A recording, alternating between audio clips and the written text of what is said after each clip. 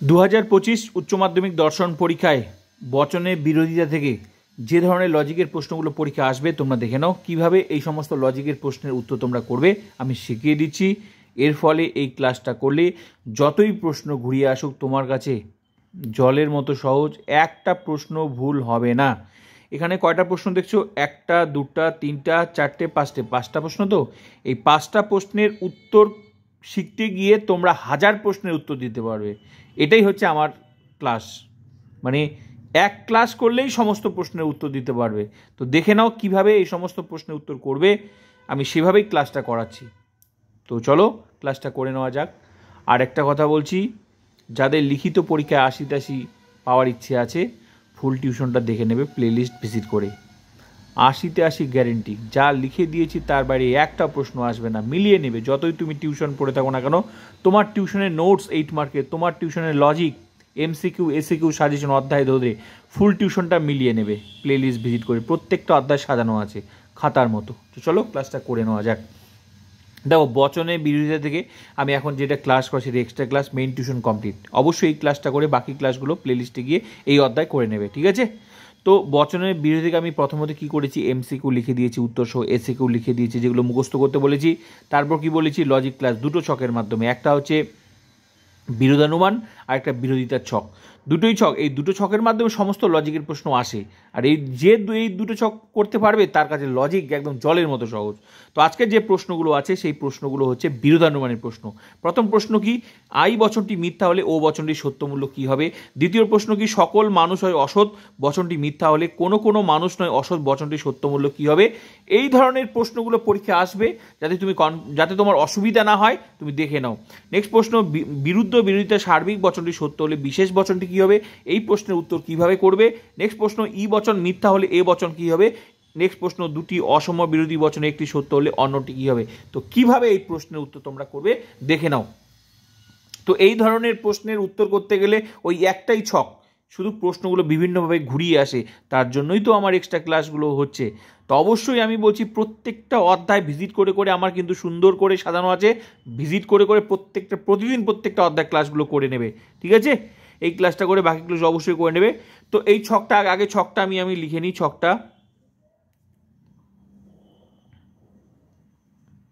ছক একই, শুধু এর মাধ্যমে বিভিন্ন ধরনের প্রশ্ন, ঠিক আছে? 1 2 3 4 চারটা করতে হবে, এদিকেও চারটা এদিকেও চারটা, ক্লিয়ার? 1 2 3 4 1 2 3 4, ক্লিয়ার? এবার সবার উপরে কি করতে হবে এগুলো তো আমি শিখিয়েছি, যারা এই ক্লাসটা দুটো ছকের ক্লাস দেখে নেবে, এই অধ্যায়ের দেখে নেবে, আমি তাও তো আবার শিখিয়ে দিচ্ছি, কোনো অসুবিধার কোনো কারণে, আমার প্রত্যেকটা ক্লাস এরকমই, এ ই আই ও, ক্লিয়ার? তো এই যে এ বচনের সারি এটা, ই বচনের সারি এটা, আই বচনের সারি এটা, ও বচনের সারি এটা, ক্লিয়ার? এবার কি করব, এখানে টি, ক্যাপিটাল লেটার টি, এই কোণ থেকে এই কোণ, এই কোণ থেকে এই কোণ, টি টি টি টি টি মানে ট্রুথ, ট্রুথ মানে সত্য।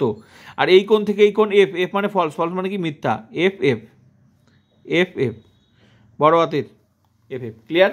এই কোণ থেকে এই কোণ টি টি, এই কোণ থেকে এই কোণ এফ এফ, ক্লিয়ার? টি মানে কি ট্রুথ, ট্রুথ মানে কি সত্য, এফ মানে ফলস, ফলস মানে মিথ্যা, ক্লিয়ার? তো এই যে টি আছে এর অপোজিটে এবার টি এর বাম পাশে আর ডান পাশে অপোজিট দিতে, সত্যর অপোজিট কি মিথ্যা, ছোট হাতের স্মল লেটার, ছোট হাতের, ক্লিয়ার? সেম কেস, এই যে এফ মানে মিথ্যা, তার অপোজিট কি হবে, টি, ছোট হাতের টি, ক্লিয়ার? এই পাশে যেমন দুইটা দিয়েছো এই পাশে তেমন দুইটা, ক্লিয়ার? ফাঁকা থাকলো কয়টা, চারটা, একটা দুটো তিনটে চারটা ঘর, এই চারটা ঘর ড্যাশ, ড্যাশ মানে উত্তর কি ডাউট, এটার উত্তর হচ্ছে অনিশ্চিত, বলা যাবে না, সত্য বলা যাবে না, মিথ্যা বলা যাবে না, ক্লিয়ার? তো এবার ছক হয়ে গেল। এবার কিভাবে প্রশ্নের উত্তর তোমরা দেখে নাও। আই বচনটি মিথ্যা হলে ও বচনটির সত্যমূল্য কি, ও বচনটির সত্যমূল্য কি হবে? তো এটা এ বচনের সারি, এটা ই বচনের সারি, এটা আই বচনের সারি, এটা ও বচনের সারি।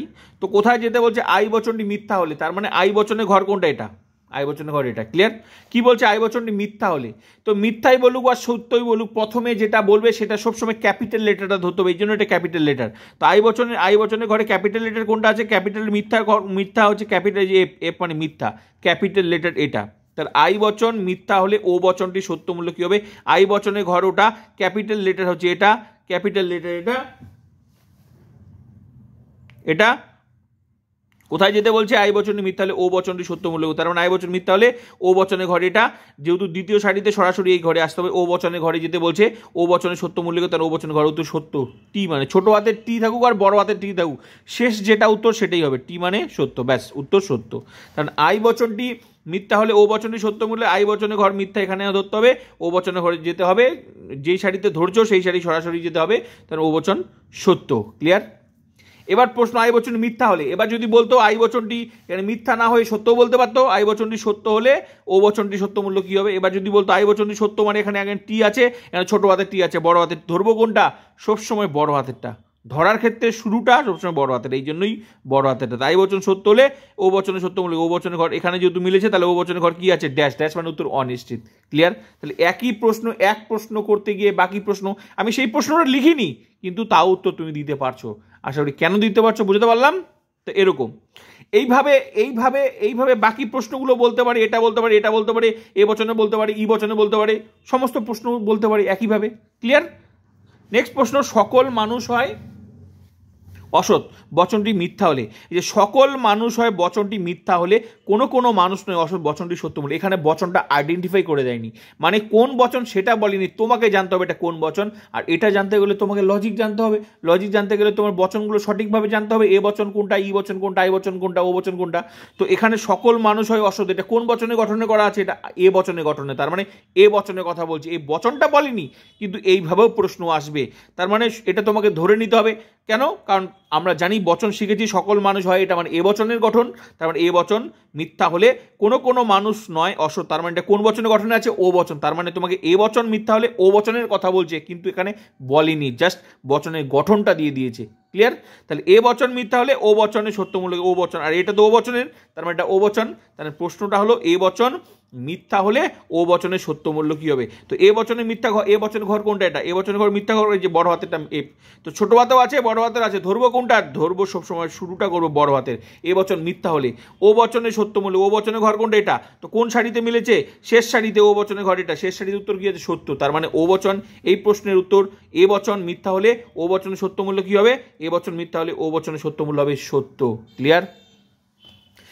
এখানে বচনটা বলেনি, কিন্তু বচনের গঠনটা দিয়েছে, তার মানে তোমাকে জানতে হবে সেটা কোন বচন। তার জন্য কি লজিক শিখতে হবে, প্রত্যেকটা চ্যাপ্টার প্রত্যেকটার সাথে রিলেটেড, অত সহজ নয়, আবার সহজ যদি তুমি প্রত্যেকটা ক্লাস করো আমার। ঠিক আছে? ক্লিয়ার?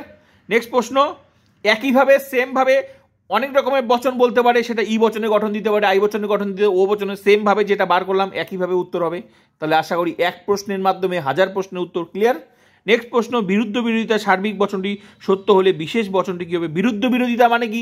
সেই বিরোধিতা, ছক বিপরীত বিরোধিতা, অধীন বিপরীতা, অসম বিরোধিতা, বিরুদ্ধ বিরোধিতা, এই যে ছক, এই ছকের মাধ্যমে, এই ছকের ক্লাস আলাদা আছে, প্রত্যেকটার সাথে প্রত্যেকটা, এই যে এ বচন, ই, আই আর ও, আর এই কোণ থেকে এই কোণ কি? এই কোণ বিপরীত বিরোধিতা, আর এই কোণ থেকে অধীন বিপরীত, এটা একটা অসম, আর এই কোণ থেকে এই কোণ, এই কোণ থেকে এই কোণ বিরুদ্ধ বিরোধিতা। তার মানে কি বলছে? বিরুদ্ধ বিরোধিতা সার্বিক বচনটি সত্য হলে, সার্বিক বচন মানে কি? সামান্য আর সার্বিক, সামান্য আর সার্বিক বচন কোনগুলো? এ আর ই বচন সার্বিক বচন, বিশেষ বচন আই আর ও। তো এখানে কি বলছে? বিরুদ্ধ বিরোধিতা সার্বিক বচনটি সত্য হলে বিশেষ বচনটি কি হবে? তার মানে তোমাকে বলছে বিরুদ্ধ বিরোধিতা সার্বিক বচন মানে এটার কথা আইডেন্টিফাই করে দিয়ে, এই কোণ থেকে এই কোণ কি? বিরুদ্ধ বিরোধিতা, এই কোণ থেকে এই কোণ কি? বিরুদ্ধ বিরোধিতা। তার মানে এ বচনের কথা বলছে, কারণ এ বচনই একমাত্র সার্বিক বচন, এ আর ই, তার মানে সার্বিক বচন এ আর ইর কথা বলছে, এই কোণ থেকে এই কোণ, এই কোণ থেকে এই কোণ, তার মানে এই কোণ থেকে, মানে এ বচনটা হলে ও বচন কি হবে, আবার ই বচনটা হলে আই বচনটা কি হবে, সেটাই জানতে চেয়েছে। কেন? কারণ এ আর ই দুটোই কিন্তু সার্বিক বচন, তার বিরুদ্ধ বিরুদ্ধে সার্বিক বচনটি সত্য হলে বিশেষ বচনটি কি হবে? তাহলে চলো, এ বচনটি সার্বিক বচনটি সত্য হলে ও বচন কি হবে? এ বচন, এ বচন পদ কি? বিরুদ্ধে সার্বিক সত্য হলে, হ্যাঁ এ বচন সত্য হলে, এ বচন সত্য কোথায়? এ বচন সত্য হলে এই যে এটা সত্য হলে ও বচন, ও বচন কি? মিথ্যা। কেন? কারণ এ বচন আর এ বচনটা সার্বিক বচন, ও বচন মিথ্যা, এদিকে আবার বিরুদ্ধ বিরোধিতা, তাহলে ও বচন মিথ্যা। তাহলে উত্তর প্রথম প্রশ্নটা হয়ে গেল, বিরুদ্ধ বা সার্বিক বচনটি সত্য হলে ও বচন কি হবে? মিথ্যা হবে। এবার প্রশ্ন হচ্ছে আরেকটা তো আছে, এটাও তো আছে, এটাও তো বিরুদ্ধ বিরোধিতা, একইভাবে হবে। এর ই বচন সত্য হলে, দেখো ভালো করে দেখো, ই বচন সত্য, ই বচন ঘর কোনটা? এটা সত্য ঘর কোনটা? এটা ই বচন সত্য হলে আই বচন কি হবে? আই বচন কিন্তু কোনটা যেন, হ্যাঁ বিরুদ্ধ বিরোধিতা সার্বিক বচনটি সত্য হলে বিশেষ বচনটি কি হবে? তাই যে ই বচন, ই বচন সত্য হলে প্রথম প্রশ্ন কি বলে, বিরুদ্ধ বিরুদ্ধে সার্বিক বচনটি সত্য হলে বিশেষ বচনটি কী হবে? বিরুদ্ধ বিরুদ্ধের মধ্যে একটা হলো এ আর ও। এ বচনটি সত্য হলে ও বচন কি হলো? এ বচনটি সত্য হলে, সত্য বলছিল না, এ বচনটি সত্য হলে, হ্যাঁ এ বচনটি সত্য হলে, সরি আমি তো কোনটা দেখালাম, দেখিয়েছি নাকি? এ বচন মনে নেই। এই যে এ বচন, তার মানে বিরুদ্ধ বিরোধিতার সার্বিক বচনটি সত্য হলে, তার মানে এ বচন সত্য হলে, এই যে এ বচন সত্য হলে এটা, আর কোথায় যে ও বচন কি হবে? মিথ্যা, ও বচন মিথ্যা। ক্লিয়ার? প্রথম এ পাশের ছকটা হলো, এবার এ পাশে এটাও তো বিরুদ্ধ বিরোধিতা, তো ই বচন এবার সেম ভাবে দেখতে হবে, এটাও তো সার্বিক বচন। ই বচন সত্য হলে এবার আই বচন কি হবে? ই বচন সত্য, তার মানে ই বচন সত্য, আই বচন কি হবে? আই বচন মিথ্যা। একই উত্তর হবে, কারণ এটাও একই উত্তর, এটাও একই উত্তর। ভালো করে দেখো, এটাও সার্বিক বচন, এটাও সার্বিক বচন, তাহলে এ বচন সত্য হলে ও বচন মিথ্যা হবে, ই বচন সত্য হলে আই বচন মিথ্যা হবে। ভালো করে দেখো, এ বচন সত্য হলে ও বচন মিথ্যা, আবার ই বচন সত্য হলে আই বচনও মিথ্যা। একই উত্তর। ক্লিয়ার? তাহলে এই প্রশ্নের উত্তর একইভাবে কমপ্লিট হলো, কারণ বিরুদ্ধ বিরোধিতা মানে এটা বিরুদ্ধ বিরোধিতা সম্পর্ক কার মধ্যে? এ আর ও এর মধ্যে। আবার এদিকে ই আর ও আই এর মধ্যেও বিরুদ্ধ বিরোধিতা, এই কোণ থেকে এই কোণ থেকে দুটোই বিরুদ্ধ। এখানে তোমাকে শুধু একটা লাইন বলেনি, দুটোই বলেছে, তো দুটোই মিলিয়ে দেখো একই উত্তর। বিরুদ্ধ বিরোধিতা সার্বিক বচন কোনো এ আর ই, দুটি বচনই সার্বিক বচন। তো সার্বিক বচন সত্য হলে বিশেষ বচনটি কি হবে? বিশেষ মানে এই কোণটাও জানতে চেয়েছে, এই কোণটাও জানতে চেয়েছে, এই জন্যই একই উত্তর। ক্লিয়ার? নেক্সট প্রশ্ন, ই বচন মিথ্যা হলে এ বচন কি হবে? ই বচন মিথ্যা হলে কোনটা? এই যে ই বচন মিথ্যা হলে এটা, ই বচন মিথ্যা হলে এ বচন কি হবে? এ বচন ঘরে এটা কি উত্তর? ড্যাশ। ই বচন মিথ্যা হলে এখানে বড়, সবসময় ধরাটা বড়, এখানে এই ঘরে আসবো, এই বচনের ঘরে উত্তর কি? ফাঁকা আছে, তার মানে অনিশ্চিত। ক্লিয়ার? নেক্সট প্রশ্ন উত্তর কমপ্লিট। নেক্সট প্রশ্ন, দুটি অসম বিরোধী বচনে একটি সত্য হলে অন্যটি কি হবে? দুটি অসম বিরোধী বচন মানে, অসম বিরোধী মানে কি? এই যে আমরা জানি এই কোণ থেকে এই কোণের নাম, এটা থেকে এটা নাম, এটা অসম বিরোধিতা, এটা অসম বিরোধিতা, তার মানে অসম বিরোধিতার সম্পর্কটার নাম জানতে চেয়েছে। তাহলে অসম বিরোধী বচন একটি সত্য, একটি মানে ই বচন যদি আমি ধরি তাহলে এটা জানতে চেয়েছে, আবার এটা যদি হয় তাহলে এটা জানতে চেয়েছে। তো চলো, দুটি অসম বিরোধী একটি বচন সত্য হলে, মনে করো আগে ই বচন সত্য হলে ও বচন বার করি।